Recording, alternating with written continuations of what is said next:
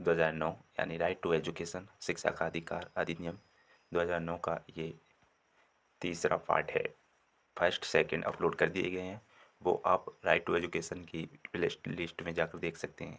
तो फर्जी आंकड़े, शिक्षा के अधिकार को सफल बनाने के लिए फर्जी आंकड़ों से सावधान रहना होगा। भीड़ के मिड डे मील योजना का खर्चा तथा अन्य की रकम हड़पने के लिए फर्जी नामांकन दिखाया जाता है। सर्व शिक्षा अभियान के अंतर्गत 2003 तक सार्वभौम नामांकन का लक्ष्य रखा गया था। इस दबाव के कारण बहुत बड़ी संख्या में फर्जी नामांकन का सही में दिखाया गया है। इसी कारणों से 2006 में कक्षा 1 से 2 के बीच ड्रॉप आउट 20% था।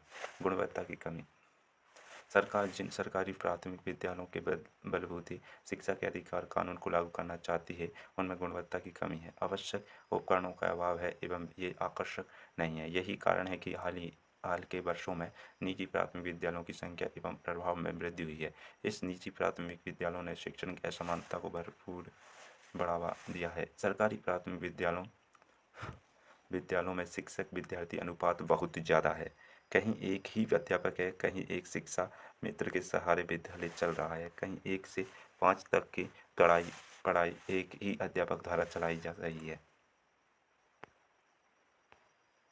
विद्यालय में शौचालय का अभाव है, अतः गुणात्मकता की कमी एवं सुविधाओं का अभाव है। शिक्षा के अधिकार कानून में अवरोध पैदा करेगा। ड्रॉप आउट, बीच में पढ़ाई छोड़ना, सरकार खुश है कि लगभग 6 से 14 वर्ष तक के बच्चे, लगभग 97% बच्चे पढ़ाई करने लगे हैं। लेकिन एक सच्चाई ये भी है कि प्राथमिक शिक्षा में लगभग 43% बच्चे लगभग बीच में ही पढ़ाई छोड़ देते हैं। उत्तर प्रदेश, बिहार और राजस्थान जैसे बड़े राज्यों में तो स्थिति ये है कि अनुसूचित जाति के 50% से अधिक बच्चे प्राइमरी के ऊपर नहीं पढ़ पाते हैं। ये समस्या शिक्षा के अधिकार कानून के तहत सबसे बड़ी चुनौती है। ये 57% स्कूल जाने वाले की चुनौती है। यदि 57% स्कूल जाने वाले बच्चों में से 43% बच्चों को धैर्य दिया जाए तो स्थिति कितनी दर्शनीय होगी। निष्कर्ष, शिक्षा का अधिकार कानून देर से ही सही सराहनीय कदम है, लेकिन इसकी सफलता सरकारी प्रयास के साथ ही साथ निजी सेक्टर के सहयोग एवं सामाजिक सहभागिता पर निर्भर करती है।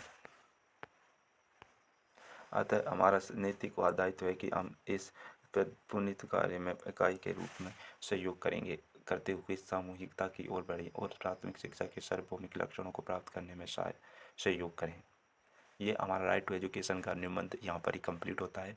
इसके द्वारा आप फिर एक बीएड की फाइल भी बना सकते हो, या ये टॉपिक लगभग सभी एग्जामों में इस टॉपिक से पूछा जाता है, चाहे वो बीएड या रीट की हो या आरएएस की या यूपीएससी या आईएएस का। तो इस टॉपिक को कंप्लीट करना आपके लिए जैसे पानी पीना ज़रूरी है, ऐसे ही इस टॉपिक को करना ज़रूरी है। Thank you.